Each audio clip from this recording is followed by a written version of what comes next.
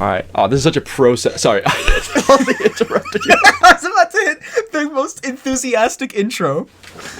I'm sorry. You, go on. No, go ahead. You've done it now. You've done it. No. It's. I'm ready. You completely took the wind out of my sails. I appreciate that. It was, sometimes I open the pod and I'm like, hello everyone, welcome back. And it's a bit, this time I was going to hit it like so triumphantly. Just hit it. I'm ready for it. Hello everyone, and welcome to the 95th episode of the Poorly Planned Podcast. My name is Benedict. You may know me better as, I was about to say, as the BHL Hudson. As the BHL Hudson. There Not are just many, any. but this is the one. Here we talk about movies, TV shows, a bunch of nonsense. With me as always is my friend, co-host, and professional setup, which he is very proud of, evidently. I very, very proud. And believe we haven't said this, new haircut buddy. Oh my goodness, I think because you had it when we did the announcements and such, so I just totally passed me by, but new haircut buddy. Yeah. I don't want to say... He's a new man. He's organized and he's got new hair. So I mean, I might be recording with Charlie Hunnam. It's Frederick. but it's not Hunnam. It's Fidalgard. But he also looks nothing like Charlie Hunnam. That was just a random person I picked out. Yeah, so you've gotten the sick cut, as they say. Uh-huh. You had it in the 1,000 subs video, so you have kind of showed it off a little bit. Oh, okay. Okay. This is true. But you gotta make an Insta post. Shut up. I have not made an Insta post yet. So that's that is true. I mean, we will be seeing each other. I'm actually still a little while, like in 2 weeks, but when we do, then we can hit just the nastiest photo shoot Insta post. Ooh, anyway. I like this idea. Just us posing with the corpse of Brett Dalton. Yes, the cardboard corpse. To be fair, we don't have access to the actual one. The actual one's locked in the Pentagon. They're doing intense experiments on it, Phil Coulson's dead body style. Anyway, God, that's an Agents of S.H.I.E.L.D. reference within an Agents of S.H.I.E.L.D. reference. That's never been done before. Did we just break the internet? Anyway, today we're talking about DCEU villains. I know, I promised a bangin' pod last week to make up for the, I don't say, trash. Lackluster. I mean, people seem to enjoy it still. I think I saw a comment that said, I hope Benedict doesn't get eaten by a seagull or something. I didn't. Good news. I'm back. Good news? I mean, who knows? This episode might never air because it has happened. Yeah. I could be a seagull in man's clothing.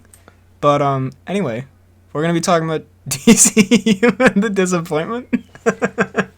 DCEU and the disappointment. That is a very fitting title. Yeah, I mean, those two do go together pretty often. Shots fired, am I right? Anyway. God, DC is going to sue us. We're going to get into this. Spoilers for all the films. There are time codes down below to the different villains. And I will say, a very special occasion here on the pod. Yeah. For the first 7... I've done the usual, because, we want to spice it up. I've done the usual, one piece of real trivia, one piece of fake trivia. All of mine came from IMDb, just for the record. But then, for the second half of the episode, for the 1, 2, 3, 4, 5, 6, 7, 8, 9, 10, 11 others, Fidalgard came through with the trivia. Has pulled his weight. Yeah. I'll say none of mine are from IMDb. I don't know how you found so much IMDb stuff. So a lot of this is nonsense. Okay. Some of mine I just found in a random garbage can. Just said, none of these, all these 22 things I'm about to read are all false. But yeah, it took 95 episodes, but Frederick has put some effort in. No, I'm kidding. But Frederick is doing the trivia, at least partially, because I did the first 7 and I was like, wait a minute, we did say last time we would do Frederick doing the trivia. So, shout out to whoever recommended that, and let's just jump into this. Boom. First of all, let's do it. General Zod. Okay. Also, wait, are we just discussing the villains and then we're doing the trivia? Yeah. So I was very just left in the dark there. First of all, General Zod. That's how I open the podcast. All right, starting off, General Zod. So yeah, we do each villain and then we do the trivia for the villain. Boom. All right. So, also sorry if you can hear a bit of creaking. Villain? It's I'm in the basement again. It's just my bones. It's just me moving my joints up and down. Have you seen Man of Steel? First of all, that would be kind of an important. I have seen that. I have. Okay, there we go. Please. What do you think of Michael Shannon's performance? I think he's all right. I don't think he's the greatest DC villain we've seen, but he puts a solid base in because this is the first DC movie, right?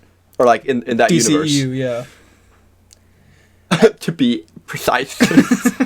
Yeah, I think for a while, just looking at the list here, yeah, for a long time he was the best villain. And debatably he's still like top 3. Because, I mean, as we'll get into, some of these are a bit stinky. But I think yeah, if you look I won't lie, I did not recognize half the names that you sent me that I had to do trivia for. Yeah, that should really end well for the trivia. But yeah, he's a solid villain. Michael Shannon's a great actor, and he does put in like a good performance. A lot of people have made fun of it for the over-the-topness sometimes. By a lot of people, I mean a few people. I don't think it's that over-the-top, is it? I mean, there is the part where he goes, "I will find him." Remember that? While someone grabs his nuts. That's why his voice sounds like that. Yeah, it's very high Michael Shannon. I mean, I think it works though for the. And he gets his neck snapped in the end. He does. I think that works really well for Shannon's performance. Just a good old neck snapping. That was not scripted. But I don't know. I think especially because of the parts on Krypton and like the Kryptonian aspect of the film is clearly meant to be a bit Shakespearean, a bit like over the top, and like a bit Thor-esque, I guess. And so I see the Thor comparisons there. Yeah. Yeah. So I think it works. His over the top, like kind of screaming, and his manner of speaking works for that. And also, I think it was an exciting choice because up until that point, we hadn't seen Superman properly fight another dude. Like, it had all been either Lex Luthor doing a land deal or whatever, and then he had to, just fight a plane, or... Doing a land deal. He does a lot of... In the first one, in Superman Returns, he does a lot of land stuff, this dude. But, and then also, like... Well, is that set in the same universe? Superman Returns is set in the same universe as Superman 1978. Okay. Kind of. But so, and then like he'd fought like Nuclear Man on the moon and stuff, but we hadn't seen like a proper like modern, punch up. And although some of the CGI in those punch ups are we hadn't seen a battle of fisticuffs.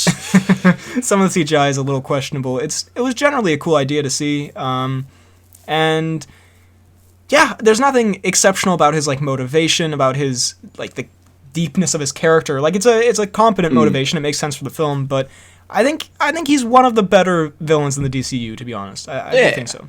So. He's not terrible, but he's not peak. No, he's not, as we'll get to, Jesse Eisenberg's Lex Luthor. First things first. Of course. No one is. The trivia. Trivia A.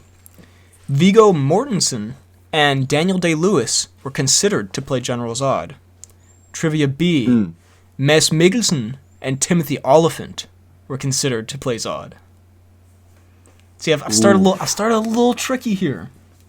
Because you might think Oliphant, he would make a Zod, but then you think Daniel Day-Lewis? I can definitely see Oliphant as a Zod. I think that is a surefire casting choice. I will say, which one had Mads Mikkelsen in it? Was that the second one? Yeah. I will say Mikkelsen and Oliphant. You're wrong. It's true. Get him. No. I knew you couldn't resist an Oliphant. If I threw a Mikkelsen in there, you really couldn't resist. You'd be like, I gotta go with my boy. Oh. But no, apparently Viggo Mortensen and Daniel Day-Lewis were considered. I can kind of see Mortensen, I guess. I haven't really seen him. I can't imagine Day-Lewis in... No, that's a bit... In this. That's aiming a bit high. Yeah. Like, no offense, Michael Shannon, but... yeah, that's kind of really rude. Like, yeah, no offense. Sorry, Michael. This is way above your pay grade. Yeah, but there we go. Moving on to probably my personal favorite, just in terms of talking about it. Definitely not in terms of the actual character. Jesse Eisenberg's Lex Luthor. A man who I don't get it. I don't get the choice that was made here. Like, I don't understand Eisenberg. What? He's an enigma of a man. Like, I don't know. I was watching a clip right before you called just to kind of get in character, and it just kind of get in the mood. that feel when you watch a Lex Luthor clip to get in the mood, and Like, it opens. God, do I know the feel?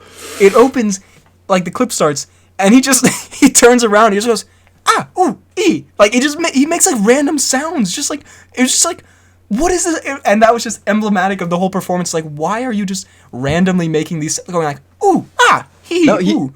It's like... I feel like it was his Michael Jackson audition. And then, like, he does so much weird stuff, and I get the idea of making him this, like this quirky, strange this dude, younger, but I guess it gets weird. Yeah, not exactly Mark Zuckerberg-esque, but, like, they clearly, I guess, no offense, Jesse Eisenberg, because I feel like you're not this annoying in real life, but they clearly just made him, like, a Jesse Eisenberg type of guy. Like, a kind of quirky, fast-talking... I honestly don't think that Eisenberg is a great dude in real life. I think he seems like a bit of an asshole. Is this purely based off of that interview that I sent you? Because I'm 80% sure that was scripted. That can't be real. There's no way that's real. No, because I've seen it before, and like it wasn't scripted. It's so funny though. It's so good. If you haven't seen Jesse Eisenberg, it's so rude, like raging at this reporter, but like in the most Eisenberg way of like, well, maybe they should get a competent reporter next time. Like, that's my Eisenberg. Look it up. I think it must be fake. I think it looks like it's like a Key and Peele skit. Like, it can't be real. But it's real. I'm telling you, it's real. I do think, because he's a great actor, and I do I've said this before a lot. I think Zack Snyder and like the writers told him to do this. Like, I mean, obviously they're the director, but like they had the idea for this weird direction. He came in. He auditioned for Jimmy Olsen, who you probably don't remember because he's the guy who gets shot in the face like 1 minute into his screen time. Remember that? Oh. And then they were like, you know what? You make a great Lex Luthor. And I was like... that is a questionable casting choice. He pisses in a jar. Is it his piss, though? I'm sure it's Jesse Eisenberg's piss. It's not Luthor's piss.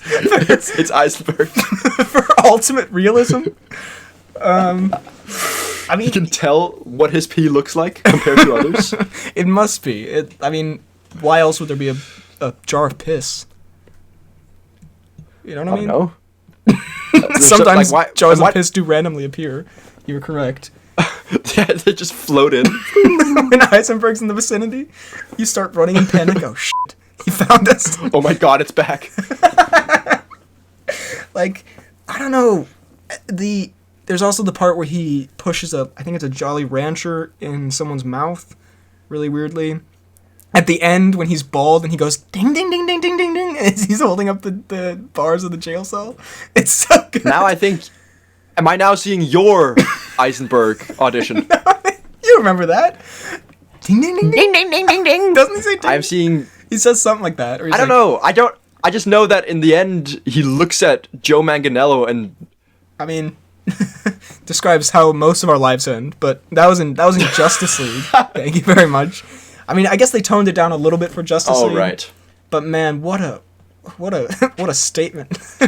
Also, oh my god, like you can see it in the trailer as well when he's like, Bruce Wayne meets Clark Kent. I love bringing people together. And it's like, I mean, it doesn't help that his writing was terrible. It was a weird Mickey Mouse take on it as well. It's like, yeah, I bring people together. Like when he's supposed to be threatening, he isn't at all. He's just this like dweeb, which I get like is the point for a lot of it. But then he's supposed to be genuinely like intimidating. It's like, no, he's just kind of. Also, he has that terrible hair. I think it's a wig. So when does he get bald in the universe? Remember that he goes to jail and then they shave his head. Oh, so they shave it there. Okay. Yeah, and then he just keeps it, I guess, because he's like, you know what? I look pretty fucking sick. You know what? I actually look like Lex Luthor now. So. Yeah, so, anyway. Hello? We have... Hello? Hey? Hello? Can you hear me?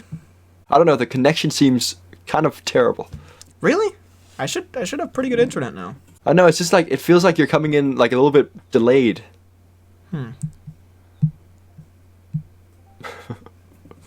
Hey, can you hear me now?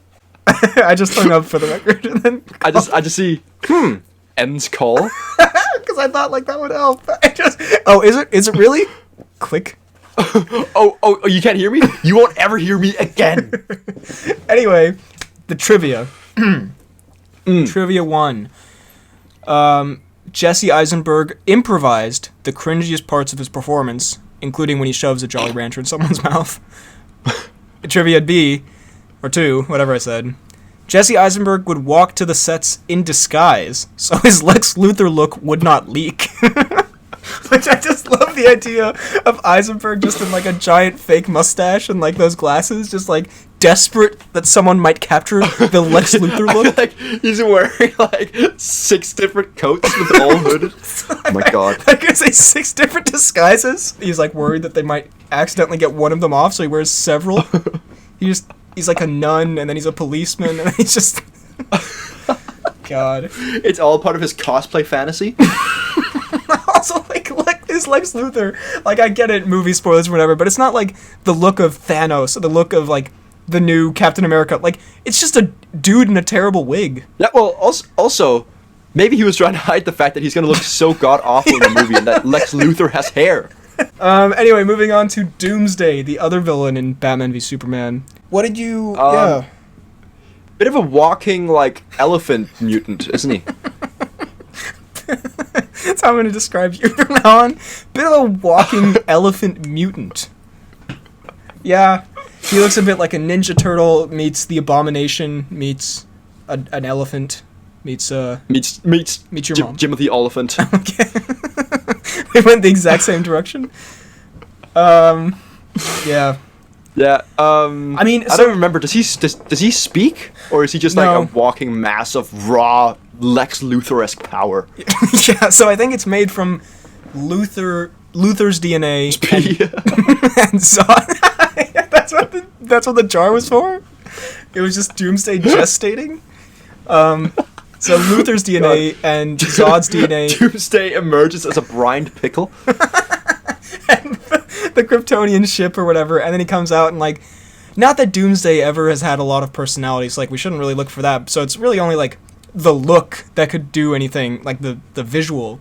And the visual... And you f***ed it, Snyder. I mean, it is very Snyder. It, like, I guess it fits the world, but the world is pretty dull and gray and boring. I guess it fits in this world of complete averageness.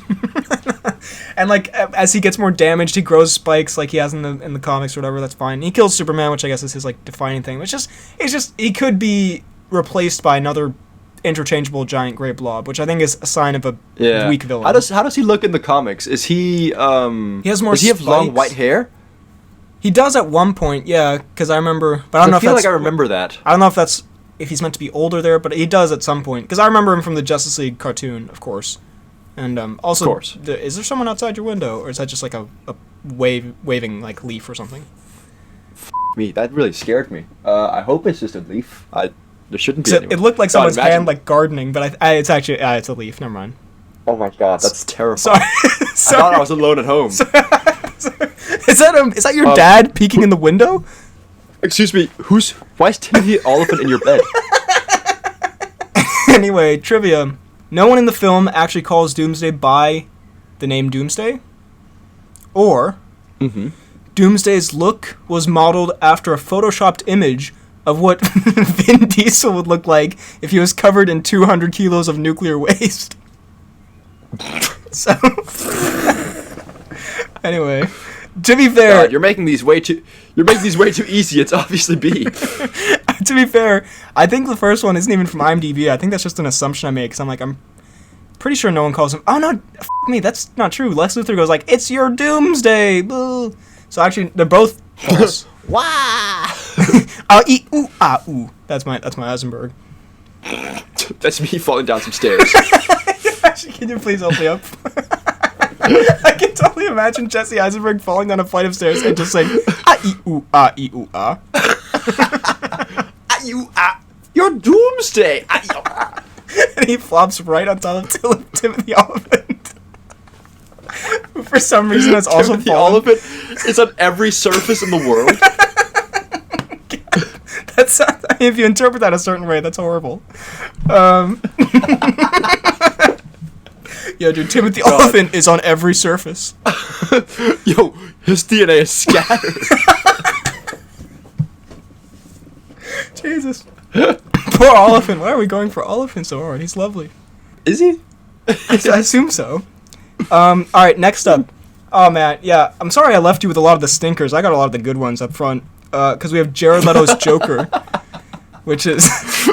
Oh, I'm sorry that you got all the really trash ones. I got the best ones. Lol.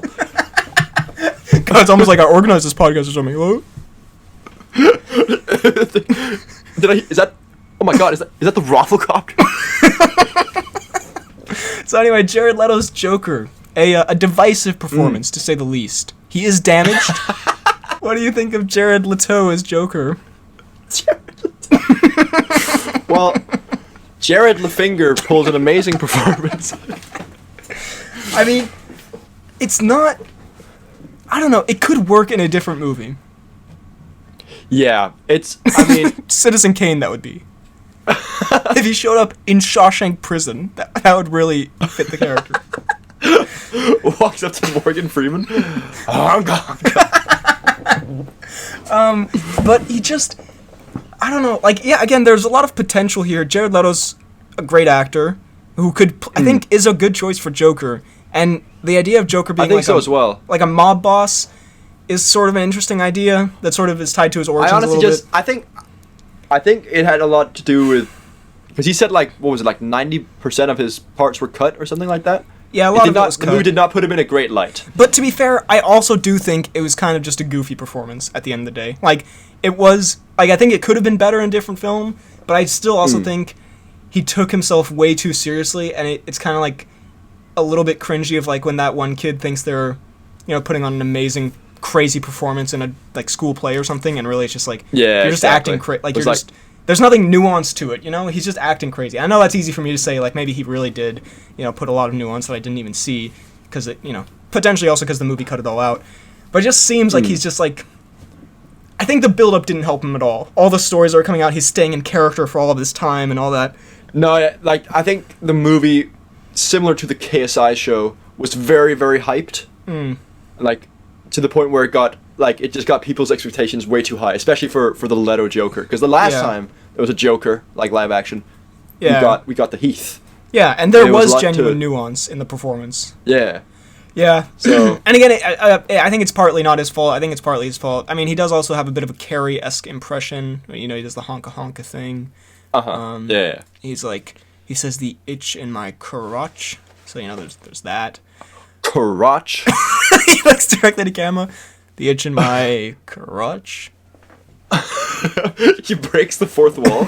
I've got a serious itch in my crotch. It's an advertisement for medication for crabs. I mean, I'm trying to think of something I liked. I guess his laugh is pretty good.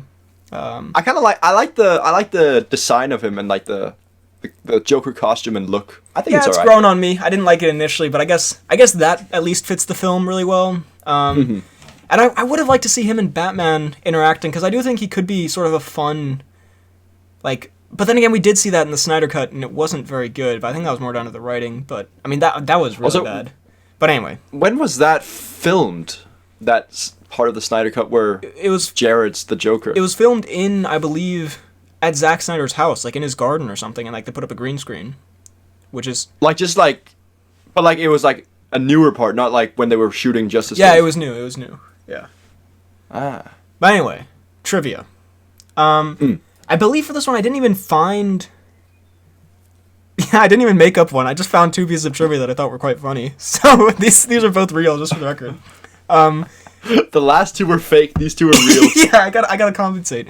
When perfecting the Joker's laugh, Jared Leto publicly tried different laughs in New York City and Toronto to see which ones made people the most uncomfortable. So I can just... God, that is so weird. It's the most Jared Leto thing to go out in public and see how uncomfortable you can make people.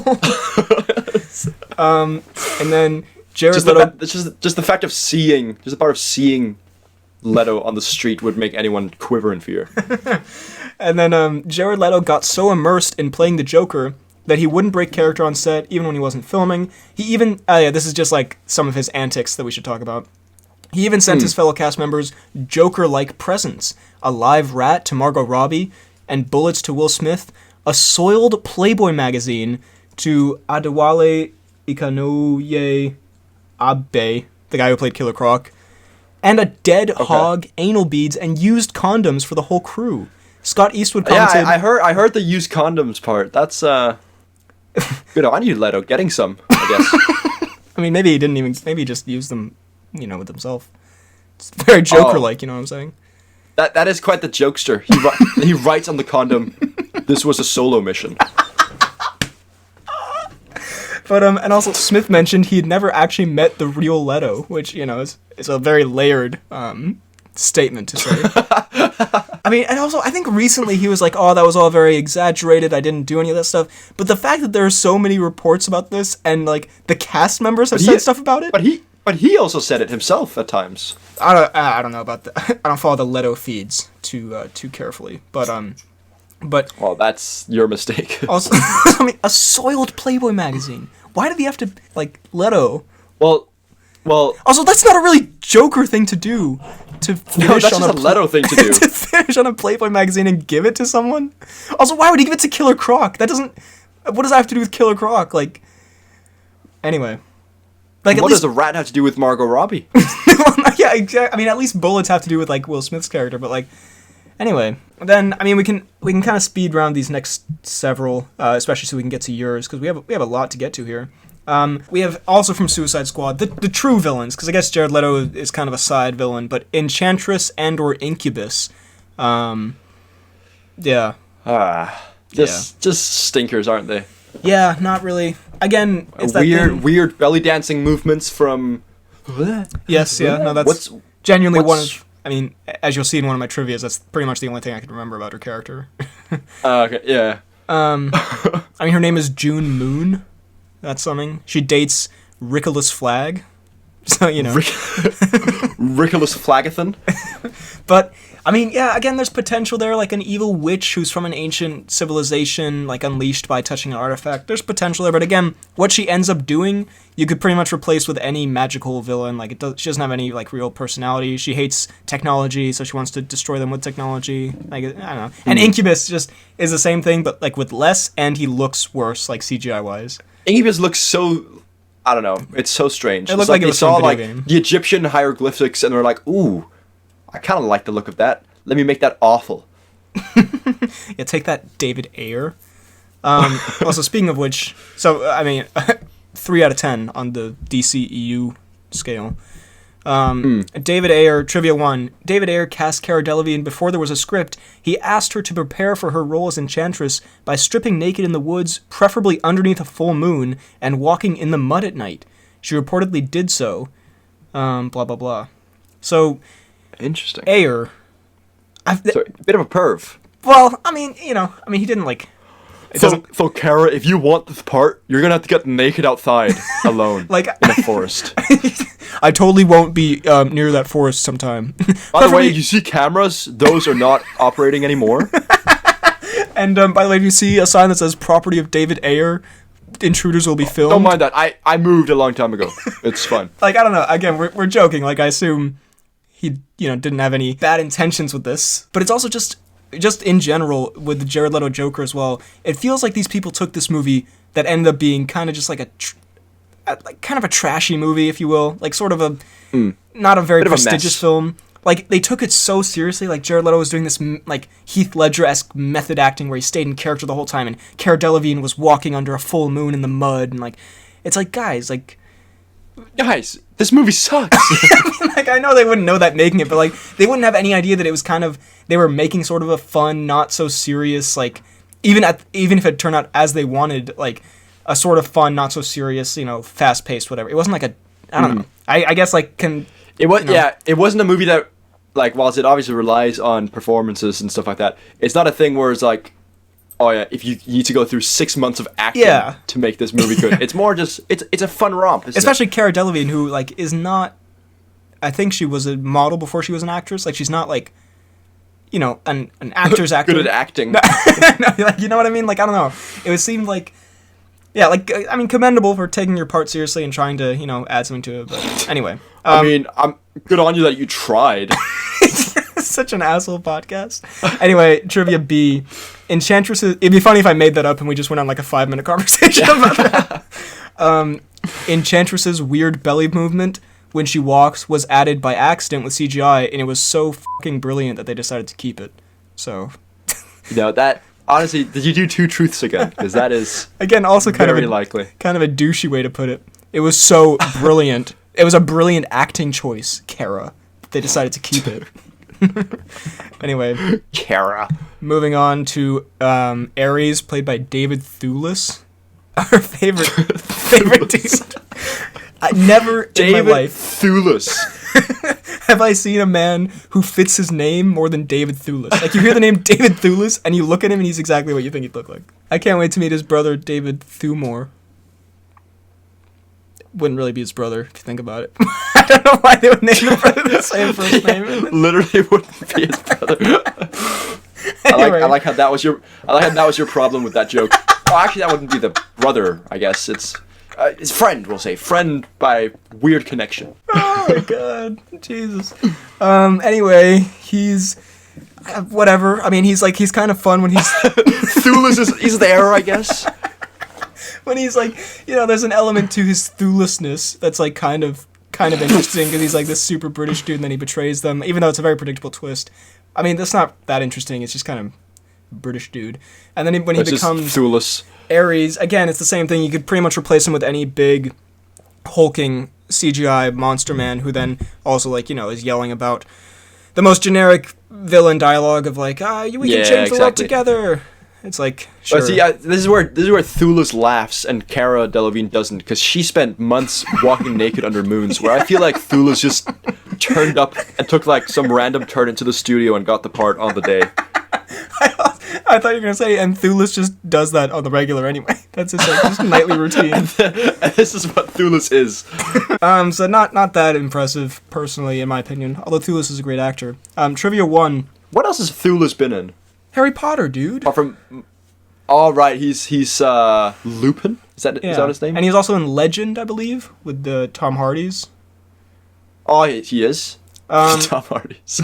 So, Trivia 1. David Thewlis has the most twiddly mustache ever. Which is just, I mean, technically... That's cinematic fact. Technically, it's not true. I mean, not true. It's technically a huge lie. Or Trivia B. Ares hides under the alias of Sir Patrick. The name of Patrick comes from the Roman term patricius, nobleman, a fitting name for a Greco-Roman member of a divine ruling class. I don't know why I picked out the longest piece of trivia. God, anyway. These have quite the contrast. One is very factual, and the other is this long-ass quote you've made. Yeah, true. I don't know which one to choose. I guess I'll go with the Thewlis stash as the right one, because it's just true. And then lastly, for mine, the Wonder Woman, the other villains, Dr. Poison and Erich Ludendorff. So, Erich Ludendorff. So Dr. Poison, I think, is probably the strongest villain in the film. She has a bit more to her. She has a bit of, depth to her character and backstory, and I'll be honest, can't particularly remember it at the moment, but I remember it was there. Yeah, she's kind of sad when she loses the mask. She's like, yes, because she was burned or something with her poison or something. Her and Erich Ludendorff have a moment where they laugh evilly together. It's pretty bad, but it's sort of a funny way. They don't know the mask won't save them. Yeah, yeah, exactly. They do an Eisenberg. Yeah.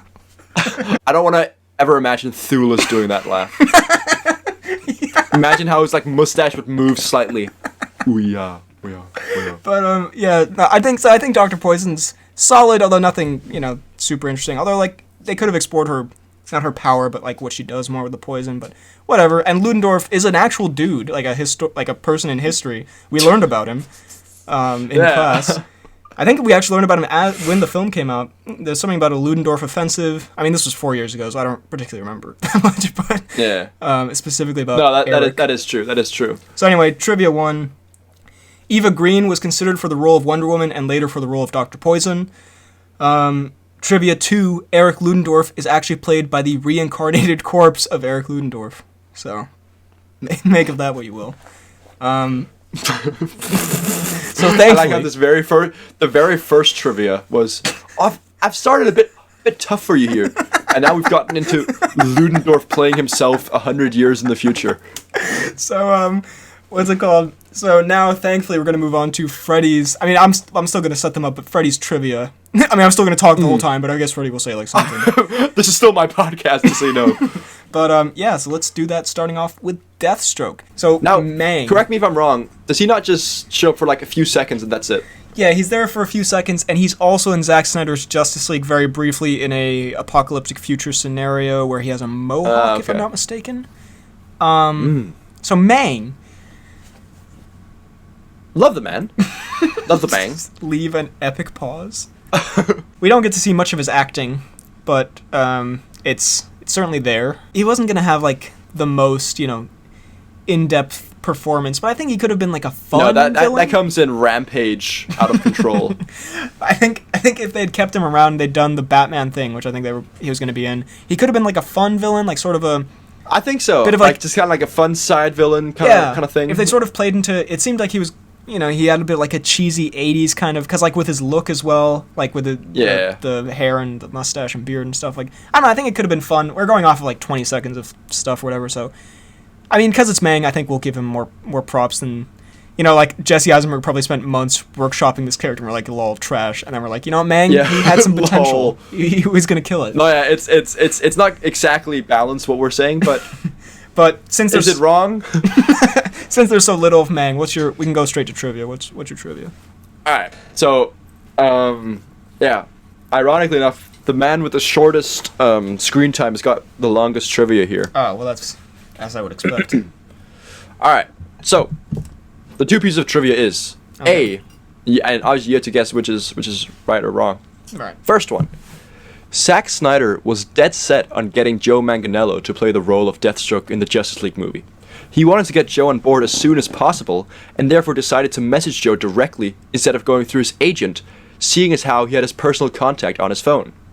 He wrote Joe a message telling him he wanted him to play Deathstroke, and asked if he could meet up for coffee the next day. He was surprised and confused when, at the cafe the next day, someone other than Joe Manganiello showed up.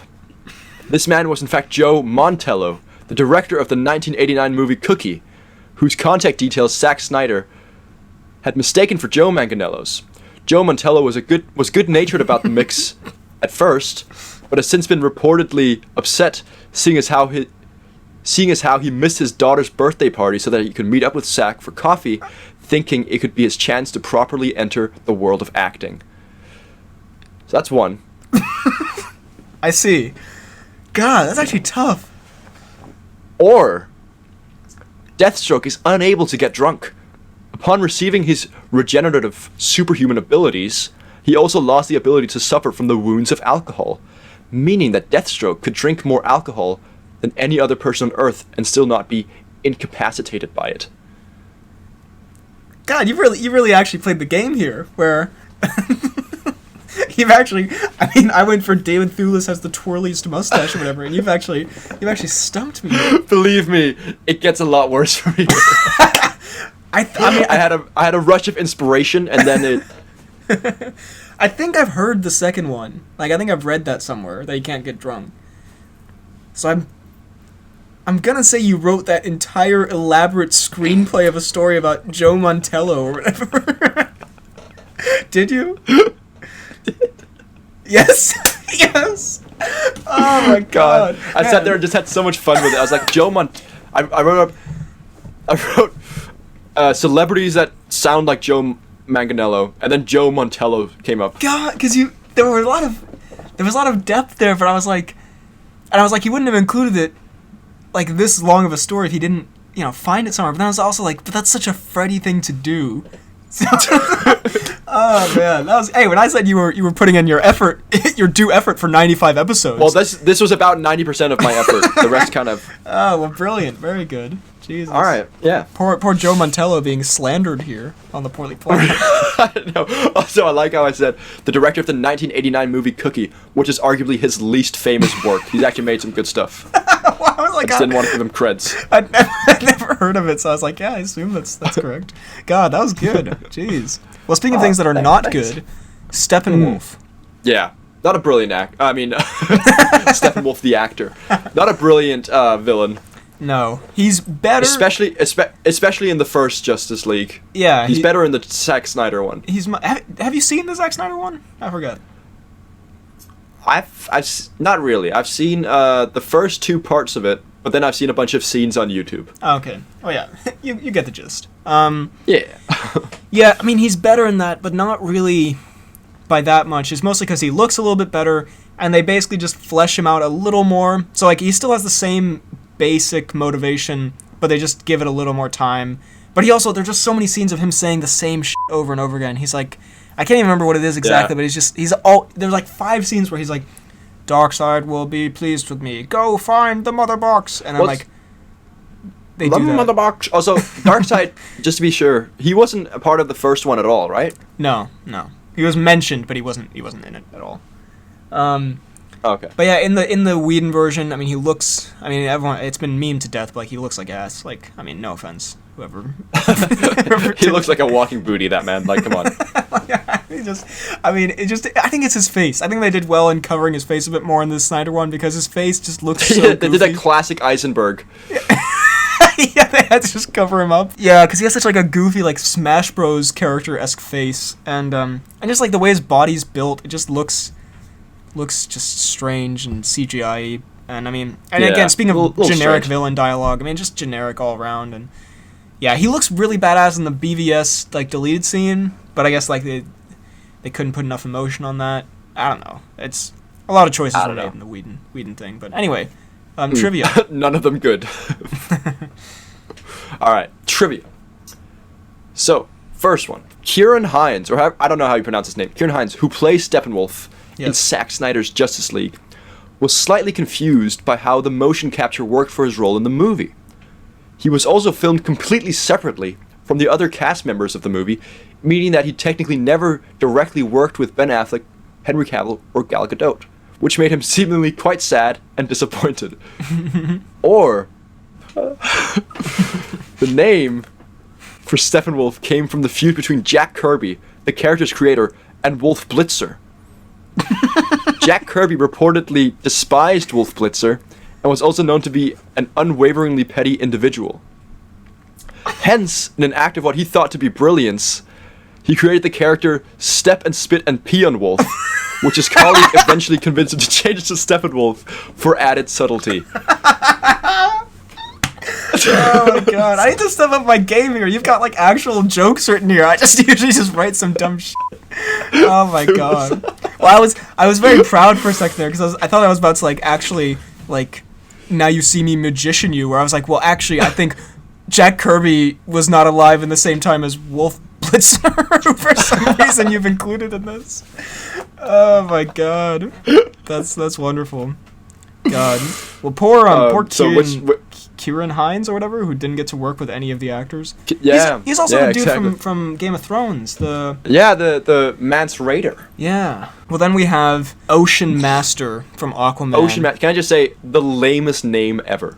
Well, his actual name is somehow worse. It's like Worm or something. He's legitimately. I think he's called Ocean Master. Real name. It's Worm, straight up. Oh no, it's Orm. Well, that's Worm in Danish. It. Orm. Oh yeah, true. That is true. His name's Orm Dog. Orm Dog. Oh god. People are in the club. Music stops as Orm Dog walks into the building. All the ladies applaud. All the men bow. The DJ dies. Yeah. So he's played by what's his? I really did an Eisenberg there. He's.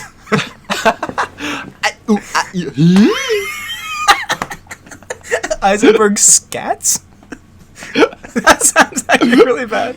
Yeah, I was gonna say, wait a freaking minute. Eisenberg is the scat man? Eisenberg is the scat man. What a sentence. That's gonna be the name of his, like, biopic.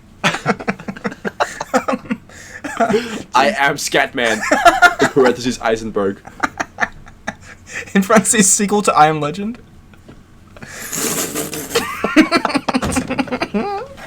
What the f*** did that? In parentheses, sequel to that Will Smith zombie movie. Oh my god. Anyway, yeah, Ocean Master. He's played by the dude from The Conjuring. From The Conjuring, yeah. Yeah. I mean, no offense, but like kind of. I think there's a meme about this, but like kind of the most forgettable actor. Like, I mean, he's good, but like I couldn't tell you his name for the life of me. That could also just be me being dumb. I bet he couldn't tell you my name, you know. So. I bet you he couldn't tell you his name. Yeah, probably. I think he's solid. I think, yeah, compared he's all right. to these others, because all of these have been absolute, like, not all of them, but a lot of them have been, like, either completely generic or just absolute off-the-rails train wrecks. Which, by the way, I mean, I prefer the off-the-rail train wrecks. They're more fun. Yeah, definitely. But this one, I mean, it's the closest since General Zod, I think, to, like, you know, a decent villain who isn't, like, a complete, like, joke, but also has, like, a little bit more motivation, a little bit more interesting to him. I mean, I think they did well in, you know, it's the whole film in general, but like making this kind of cartoony, over-the-top character, like, yeah, fit like there's in. just so much. Yeah, exactly. There's so much in this movie that it, like, Ocean Master or Orm doesn't really seem that out of place. Yeah, the whole movie is crazy. So having Ocean Master and he's like, "Call me Ocean Master," like it kind of works in sort of a cartoony way. Like, he's not the most interesting character ever, but the guy puts in a good performance, and you know, for this movie. I respect the man's hustle. like for this kind of film, he you know, he's over the top and cartoonish in a fun way. It's pretty good. So go ahead with the trivia. Yeah. All right. So, Ocean Master was once caught Frenching Wonder Woman's aunt, which thusly sparked a war in which the entirety of Western Europe sunk beneath water. This is just a true historical fact, or? This is back to the Ludendorff era. Or Ocean Master was meant to be the name of Brenton Thwaites' character in Blue Lagoon, but that had to be changed as the DC legal team got involved and threatened to sue. And threatened to throw Brenton Thwaites off a boat. I was actually. We all know Brenton cannot swim. I was actually pretty sure that the first one was going to be fake until I heard the name Brenton Thwaites exit your mouth. And I was like, oh, there's no way.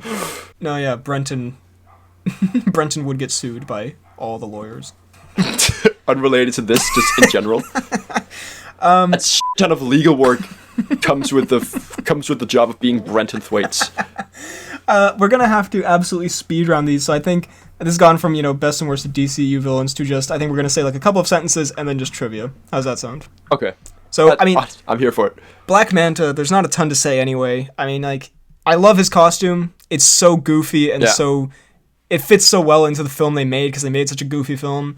And it does look a bit like styrofoamy, but like in a fun way. Character-wise, like I don't know, I can't really remember. He gets a montage of him building a costume. It's like... Yeah, and then he gets knocked off a cliff at the end, but somehow survives. He's solid. He's a good henchman villain. Is he gonna be... Yeah, he's like what Joe Manganiello could be. Yeah, he's gonna be in Aquaman 2 Rise of the Kingdoms, or whatever it's called. So, there you go. Oh, Rise of the Orm. Very cool. So hit me with the trivia. Alright, so, the character of Black Manta was originally called Black Ant, but the creator then realized that an ant would not fare well in the sea, where most of Black Manta's fighting took place. He therefore had to change the name of the character to something more fitting, but loved the way the helmet looked and decided to keep the otherwise ant-looking helmet for Black Manta. Or... Black Manta was a founding member and leader of an organization called Nemo, not the fish. Huh. If the first one is you, that is some genuine creativity to spot that he looks like an ant. I think the first one's true. The first one's true? Yeah. It's wrong! Really? It is! That is impressive. You fooleth. Oh. Oh my god. I'm kind of taken aback, you know. I didn't think I'd be getting stumped on this. What the hell? Oh, yeah. I sat there for 16 days writing these. Yeah, because it wasn't that long ago I asked you if you could do this. So you've been oh man. Well, hey. I mean, you did just trick me. Oh man, this guy loves the pod. This guy doesn't just show up for the paycheck that he doesn't get because we don't make money off this. Okay, well, okay. You give me credit, but it goes downhill from here. Then we have potentially my favorite DCEU villain, but mostly for meme purposes, Thaddeus Sivana. Yes. A.K.A. the Governor. The Governor. Also, I realized after I've done this that it was actually Mark Strong, and the trivia I've done here has nothing to do with Mark Strong, so I do apologize. Well, I don't want to say... I take back all the goodwill I've given you throughout this pod. Legit, this is as lazy as it could be, this coming trivia. But yeah, Mark Strong... In a way, that's what Strong character. deserves. No, yeah, Mark Strong's brilliant, one of our favorite actors. Can's empty. God, it's been a while since we hit one. Can's empty. Yeah, so the can's empty. Go Strong. Merlin, what the f*** are you doing? So anyway, Thaddeus. His character is part of one of the worst scenes in superhero movie history, in my opinion, which is the opening scene of Shazam, where it's like his origin, and it is one of the worst, like, acted, written, effects, edited. I don't even remember that. What happens there? It's where they crash the car, like he's a kid and his dad crashes the car. It was just execution-wise, one of the most horrendous things I think I've ever seen in the cinema. I mean, I'm going way too hard. I'm over-exaggerating, but God, So anyway, that takes him down by 10 strong points. But overall, he's just so fun, because it's Mark Strong in a goofy, fun movie where he's supposed to be an over-the-top goofy villain, and, like, this over-the-top sinister where, like, he gets in an elevator and he just, like, he zaps the button with his zappy finger, and he has these big-ass shades on for no reason. Like, I mean, there's probably a reason. His eyes all messed up, so that's probably why. But yeah, just I mean, not super memorable, like, character-wise, but because it's Strong, I'm gonna say that's my favorite villain in anything ever. No, yeah, I agree. Not just villain, just character in anything ever. Yeah, just actually, like, piece of pop culture, period. Actually, just anything ever. Mark Strong in Shazam is my favorite. Just food, drink. Second only to Thulus. So go ahead with your... Alright. Which of these is Thaddeus Sivana's real alias or nickname? Okay. The world's wickedest scientist? Or the world's wickedest sexologist? It fits so much better now that it's Mark Strong. Man. Yeah, that is... Man, that is the question, isn't it? Yeah, no, that is a tough one. Well, then, speaking of Shazam, the 7 sins. These are his henchmen, the 7 deadly sins. Yeah. So they, I mean, not much to say except, like, they're fine, interchangeable blobs, whatever. These are just the younger brothers of Doomsday, aren't they? Just blobs of nothingness. And they have, like, slight differentiations between them, but I sort of wish, because they're, the 7 deadly sins, they would have played more into that in their designs, made them a bit more creative. But so, like, honestly, I think the 7 deadly sins is one of the cooler parts of, like, things you can put into cinema, when you can, like, make them into something pretty cool, and where they each symbolize their own thing. And they're it's just done terribly. Yeah, they're generic blobs mostly. I mean, like, I think, like, Gluttony's probably, like, fatter or whatever, but, like, not ideal, I guess. So what are your things for this? All right. So the 7 deadly sins were originally thought up as a villainous group who went against Superman, but were afterwards reassigned to Shazam for the reason that they would not be hard enough for Superman to defeat, and that if they were to face off, he would, quote, turn them into a sad and moist carbonara sauce. For f***'s sake. Or... You've given yourself away here. With your signature move. Or, and I think this a lot more, less likely, a lot more unrealistic, this one. In the Shazam movie, the sins were portrayed by stunt doubles in motion capture suits, while the vocal performance was provided by Stephen Blum, Fred Tatasciore, and Darren DePaul. God, that would be a goofy thing to make up. Right? That would be f***ing stupid. I would love it if that's the one you made up. God, a carbonara sauce. You absolute. Sorry. You absolute Fidalgard. We have Black Mask, who genuinely, all memes aside, might be my favorite of the DCEU villains. He's from Birds of Prey, Ewan McGregor. I still haven't seen Birds of Prey. It's pretty good. It's pretty solid. And McGregor, Ewan McGregor, that is. God, when I say McGregor, I instantly think of... No, I instantly think Connor. Yeah. He is... Yeah, he's good. He's delightful. He's really, like, being super, like, over the top, but, like, not in a Jared Leto kind of way, like, in a more believable character kind of way. It works. He has, like, when he's, like, scary, it actually works. Like, he actually seems kind of, like, unhinged and crazy. There's a scene in, like, his nightclub where he just, like, loses it, and it genuinely is pretty, like, I don't know, believable, I guess, more so than like, Jared Leto. Like, it feels like there's more behind that. He has, like, his funny little quirks, and, like, he talks about, like, these shrunken heads and stuff, you know, like, and, and, like, I mean, yeah, villain-wise, like, the Black Mask itself is, like, you know, it's fine, like, he doesn't do that much, like, exciting stuff, like, villain-wise. So what are his powers? Is he just like a mobster with a gun? Yeah, basically. I mean, he cuts people's faces off, which is pretty scary stuff. I mean, yeah, just for the performance alone, I would say that's probably my favorite DCU villain. So go ahead with your thing.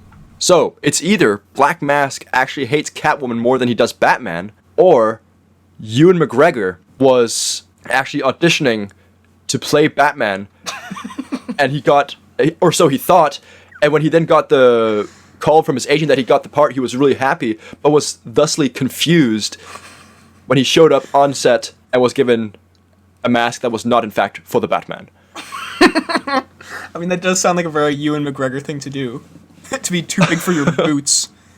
And then we have Victor Zsasz, which genuinely, I have nothing to say about. He's a henchman, he's fine. He has, like, scars for everyone he kills, so you can just go ahead with your trivia.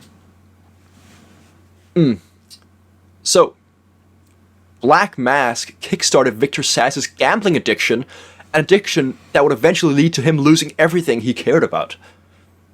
A pretty dark one to make up. Or it was not Black Mask who did this, but it was in fact the Penguin who did this to poor Victor. I assume you've made up the Penguin one, mainly because it's a reference to Danny DeVito. Well, you are in fact wrong, sir. Oh, it no! was the Penguin. God, that's a clever one actually. That's a pretty sneaky one. Thank you. Or maybe I'm just an idiot. Fair play. God, what a bastard that I was about to say Coswald Obblepot? Oswald Cobblepot, or whatever he's called. God. Then we move on to Cheetah, a.k.a. Kristen Wiig in Wonder Woman 1984. You haven't seen this film, have you? I've not. It's not very good, in my opinion, so you're not missing much. I like Kristen Wiig, but she wasn't... I don't know, I feel like she was miscast in this, to be honest. She's not intimidating at all. She doesn't... Like, the comedy stuff she handles pretty well, because, like, I mean, obviously she's a great comedian, but... Kristen Wiig does make me raffle at times, but like, not too much. The over-the-topness of her character, like, I know the whole movie's meant to be over the top, but it doesn't commit to it in the same way that others do, like Aquaman, so it just feels a little bit just dumb at times. I don't know. It's not a great movie review. This movie feels kind of dumb when I look at it. I don't know. And Kristen Wiig is kind of uncool and not scary.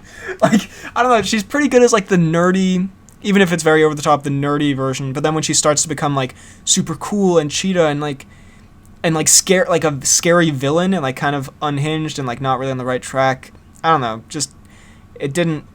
There was never a moment where I was intimidated, if that makes sense. And I like to be quivering in my boots when I watch a film, so...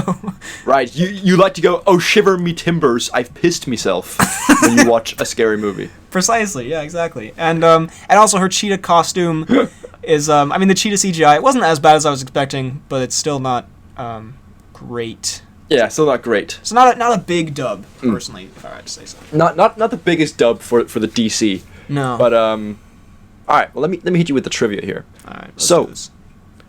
Patty Jenkins, director of the movie, got the design idea for Cheetah's costume and look from watching Zootopia.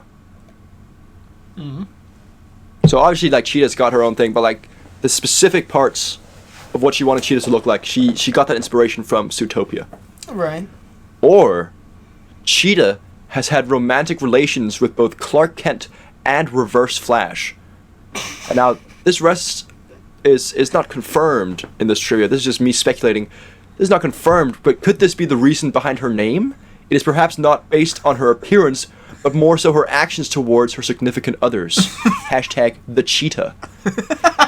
Are you sure the trivia was not saying that she's been with them separately? Like it couldn't have been at the same time? Or no, it must have been, yeah. This You've this sniffed is, it out. I don't know. I saw the headline and I knew it was a scoop. You have a feeling about these things. Well, I guess you made up the Zootopia thing? I did. Yeah, fair enough. Not a very clever thing to make up. I mean, it's somewhat believable, I suppose. I guess it didn't suck. Then from Wonder Woman 84, I mean, a delightful meme performance. It's been a while in this list since we had like a disastrous performance, so it's good to have Pedro Pascal. Let's get to it. As Maxwell Lord. This one definitely I know a lot of people liked it. This one falls. It's not as bad as Jesse Eisenberg or Jared Leto, but it's getting close because it's not good. No, I haven't seen it, but I've seen a few scenes, and it does not seem like it is it's not the best that Pascal has to offer acting wise. It just seems again like he was completely miscast. Like he doesn't fit this character at all. Like he's not. I don't know. He's supposed to be this like flustered 80s businessman, and then like he slowly gets corrupted and becomes more crazy. And I don't feel like Pascal is the most corrupt man already. I don't feel like he played either of them that well. Like, and this is not really an insult to Pascal, but like he wasn't a good fit for it. Like the flustered businessman kind of thing. I didn't think he was. I mean, I guess is he supposed to be kind of like a two-faced kind of guy, where like he starts off all right, and then he like slowly develops into. No, I think it's more like he has this like darkness within him that comes from like, but he has like good within him, and then like the darkness gets, fills him as this. He snorts this magic stone like cocaine, and then like something like that happens, And then at the end, he's just screaming, and he's this insane. He's like, I will. Okay, he doesn't do the Eisenberg, but he's like, I will take over.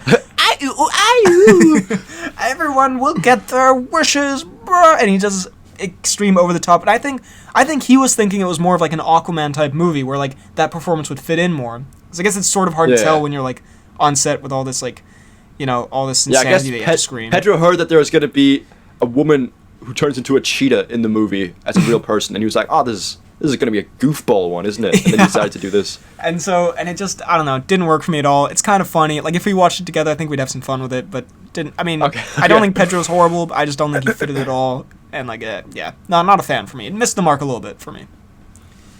Okay. Well, hear me out here. Okay. Trivia. Maxwell Lord has an alter ego, and it's very important that this is not an alias or like a nickname. This was written distinctly as an alter ego. Okay. Maxwell Lord has an alter ego that adheres very much to originality and differentiation. This alter ego is of course aptly named Maxwell Lord the Sixth. Right, okay. So the man's alter ego is just himself, but the sixth of him. Wait, is that like a time travel thing or something? How does that work? Or, during one of Pedro Pascal's scenes in the movie, the director was apparently not fully content with the gusto and emotional strength that Pascal was delivering, and decided to make this known by quoting Maxwell Lord himself and saying, "This is good, but it can be better." To which Pedro laughed and smiled and promptly left the set and never came back. Which is why the last few scenes of Maxwell Lord were actually completely CGI. God. I mean, that one is... I think I've seen the video of that happening, so that one definitely... Right? There's some, like, backstage found footage. A Christian Bale-esque moment. God. Well, I mean, yeah. On the first one... Just on his like comic counterpart, he's nothing like his comic counterpart, which is fine. But I just thought it was funny that like they could have made him just any businessman or like whatever, and they made him this character who he's not anything like from what I've read, Maxwell Lord. But God, yeah, he did put out a great meme, so there is that for there is that. And then finally Darkseid, who shows up for about 5 minutes in Zack Snyder's Justice League. There's not much to say. Is that like setting up future movies or? Yeah, that'll probably never happen now, so that's wonderful. I mean, he looked pretty good for, like, the Snyder world. He looked like he fit in. And Darkseid is a character who would fit in the Snyder world, like, pretty well, because he's already gray and hulking or whatever. I like Darkseid as a character. I think he's a pretty cool villain. They've already done Thanos in the MCU, so it might feel a little, like, similar. But he has his... I feel like he's more, like... He has less humanity than Thanos. Like, Thanos in Infinity War, he has those moments where, like, you kind of... You know, he has his sad boy moments, and then like I feel like Darkseid is more just like a big ol' asshole. So how would you describe Darkseid? Big ol' asshole. But yeah, that's all I really have to say. Go for trivia. Darkseid was once played by Andre Braugher, the actor who plays Raymond Holt. Or John Hamm auditioned to voice Darkseid and was turned away almost immediately. God, well I know the Raymond Holt one is true, so I will have to go with that. Okay, but I could see so it's two truths. Yeah, I could see Hamm being absolutely rejected. I mean, we don't know that didn't happen. To be fair, so that is true. It's almost possible that it's almost more likely that it did happen than that it didn't. So overall, my favorite villain would probably be Black Mask or Thaddeus Sivana, I guess. I guess. What would you say your favorite villain is? Oof. Like, again, I haven't seen, like, almost half of these, but of the ones I have seen, it would probably have to be... Probably also Thaddeus. Thaddeus is a good boy. Yeah. That's weird. But Thaddeus is the one. Well, now... So that was the topic for this week. Those are the DCEU villains. Also, I forgot to tell you to subscribe at the start of the pod. Damn it. But... Damn it. All right, we'll lose 16 subscribers now? Damn it. But, anyway, yeah, so hope you enjoyed that. Who are your favorite DCU villains? Let us know down below in the comments. Who's your favorite and least favorite, and who's the most memeable, let's say? Because there are quite a few memeable ones in there. 3 awards for them all. Yeah. And now I do believe it's time for... The Cnews.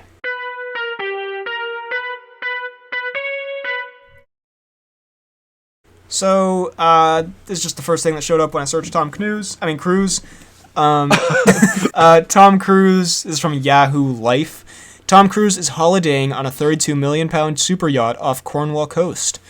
So, it has its own jacuzzi. Cornwall? Why is he in Cornwall? That's like a shitty place in England, isn't it? Wow, way to insult everyone who lives in Cornwall. I'm sure it's a lovely place. Sorry. But I'm just thinking, there are better places you could go. Don't even cap people from Cornwall. You know that's true. I mean, yeah, the Maldives are probably more desired for like yacht locations for cruise. Yeah. But in fairness, he has been like doing an England spree with like Wembley and like Wimbledon and the Euros and stuff like that. So maybe he's just gotten some weird UK fixation now. Well, the name of the boat is also what I assume Cruise. I don't know. This seems like a weird code for something Cruise does, but I couldn't tell you what. It's called the 777. It seems like either like an alcoholic combination that Cruise takes, like a number of shots in a row or something. I don't know. Are you allowed to drink in Scientology? I guess. I don't know. I must say, I'm not really clear on the rules of Scientology. I know basically nothing about Scientology except, well, you know, let's not speak out of turn, but it's probably not the best thing ever. But, you know.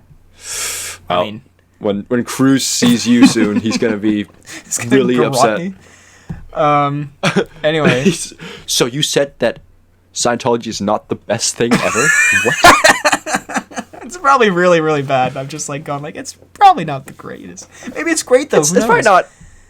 Yeah. I don't want to be on record saying that. It's probably really bad. I don't know. They have one in Copenhagen. They have like a Church of Scientology. One of my friends went to it. Right next to a bunch of bars. Or they got two of my friends. They got like I don't want to say dragged in, but they were out on the night out. I don't want to say they got beaten over their head with clubs and then forced to watch Tom Cruise dance for 2 hours, but that's what happened. No, they were out there because it's like near some bars, and so they were like, you know, they're out drinking, and then like some people from the church, they like ushered them in, and they were like they had to kind of like go in, and then they sort of like had to mount an epic escape. I mean, I think they just walked out, but like I don't know. Anyway. Anyways, that was. I've got some news here. While the whole program's meant to rid people's bodies of harmful toxins, there's no rule in the Scientology handbook that says churchgoers can't consume alcohol or cigarettes. There we go. So anyway, that was the Tom Cruise. This kind of just turned into us flexing like Tom Cruise's like house and his boats and his like mansions and stuff. So yeah, I guess you're welcome, Cruise. And now it's time for the announcements and such, which are recorded later. This was recorded on July 24th. The announcements are recorded later on in the week. Take it away, us. And we're back for the announcements and such segment. I got Freddie on the phone. We have an epic setup here of I see myself and the Hudson. I'm holding him up, like, basically to a mirror in a weird way, but he still is talking to the mic. I'm honestly trying to think of a way to do this better. But this is peak. I can't think of it. This is pretty epic. So not a ton of announcements this week, but we move. The pod fan page is desolate. Firstly, the comments. Sean Grant, most enthusiastic. Hello, everyone. I've ever heard. Yeah, I'm trying to hit it more like not as depressed, because I'm always like, hello, everyone. So I gotta. Although I think the next episode. It's Peter Hudson here. Guess I'm still doing this stupid thing, but I guess Freddie wants me to. Hope you enjoy, I guess. Daniel at the movies says so good. Thank you, Daniel. Cal W says there's nothing better than sitting on the toilet listening to the Poorly Planned podcast. I mean, don't know if that's an insult or a compliment, but we'll take it. I don't know. I'll take it as a compliment. I love sitting there and watching and listening to stuff on the toilet, so I guess compliment. He could be saying, yeah, it fits the bathroom environment because it's so. Mm-hmm. Yeah, but anyway, we'll take it as we're gonna be optimistic. Yeah. And naive and think he's complimenting yeah, us. and say thank you, Cal. GC Green started to worry that those seagulls were going to swoop down and attack BHL. Would have made for an exciting recording, but death by seagull is a tragic way to go. Very true. I also like that he didn't mention that the fact that I would die would be tragic. It's mostly just the method. Yeah. Like the way that would look on public record. Yeah. Anson Hartzler. Yeah, so he is kind of a long comment, but it was very nice. This is kind of way too long for me to care about. Like, I've read it all. I'm just gonna summarize. He basically was saying, because we mentioned in the last pod, because it was so, haphazard of us running around trying to figure out how to record, that, like, we shouldn't really worry about it, and it was one of our funniest ever, and, like, it's true when we say, like, yeah, the fans, like, probably don't care about, like, the weird recording, which I think is true. I think sometimes we mention it a little too much, like, it's funny, but also we shouldn't be, like, so self-deprecating, like, God, this podcast is so f***ing terrible. So, we're perfectionists. Yeah, yeah, as you can tell from listening to the pod, we're definitely perfectionists. And he said, congrats on 1,000 as well. It's been so much fun to follow this pod. It's brought me so much joy. Can't wait for whatever chaos may ensue in episode 100. And yeah, just a very nice comment in general. Thank you, Anson. Oh, very, very bloody wholesome. Yeah, also, you watched the Game Grumps, because that also made him cry laughing along with the pod. I'm not familiar with the Game Grumps that closely, but I will take it as a compliment to be put in the same sentence as them. GC says, about a month ago, I started out my first ever job as a restaurant busser. Busser? What is B-U-S-E-R? Am I just stupid? What is that? Buser? Restaurant abuser? You go in and just, like, smack around the staff? Just go in and just hit the customers? Restaurant. I'm assuming, waiter, cleaning, some kind of restaurant, job. It must be a busser, right? Busser, but yeah, potentially. This is just us being morons, the pod. And lately it's been a bit stressful. Yesterday I had a 12-hour shift for the first time. What the Can you make someone work 12-hour shifts? Like, I know it's a thing, in but like... Denmark, you're max allowed to make someone work 8 hours. Yeah, like my girlfriend was working like 7-8 hours, and I was like, God damn, 12 hours, bro. Especially, GC, I believe he said in a comment he was like 14 or 15. So call the cops on the restaurant? Question mark. Yes, please. Can we get this place shut down? And after powering through it, I came home, made a sandwich, listened to the pod, really lifted me up after a long, stressful day. So thank you for that.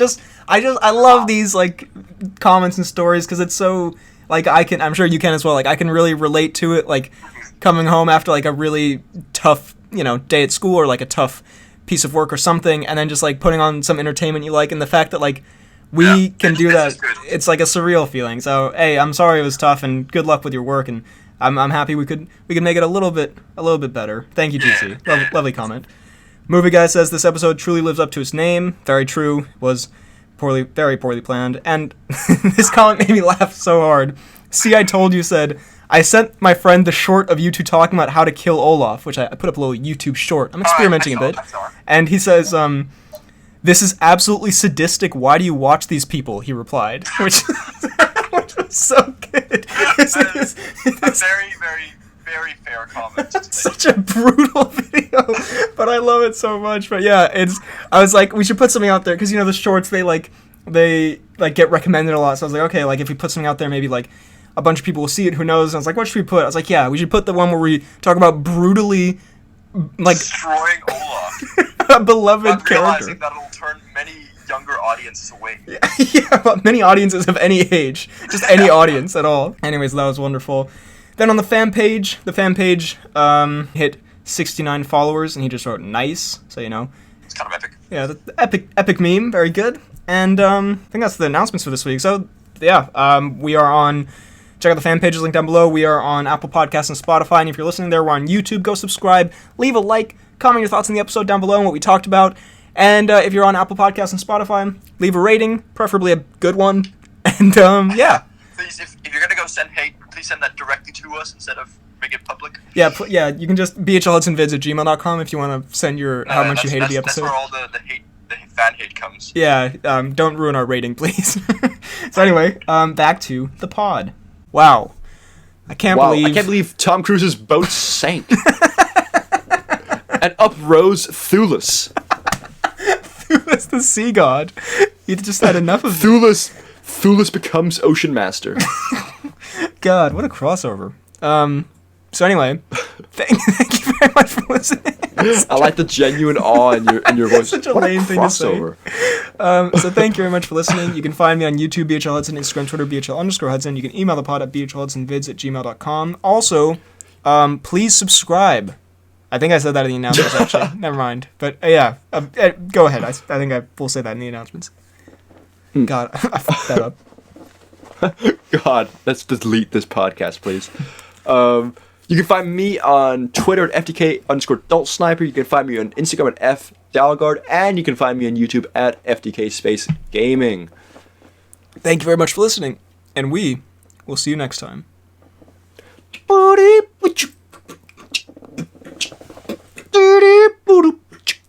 Thulus. The hand movement when you said Thulus was something of great power. Thulus.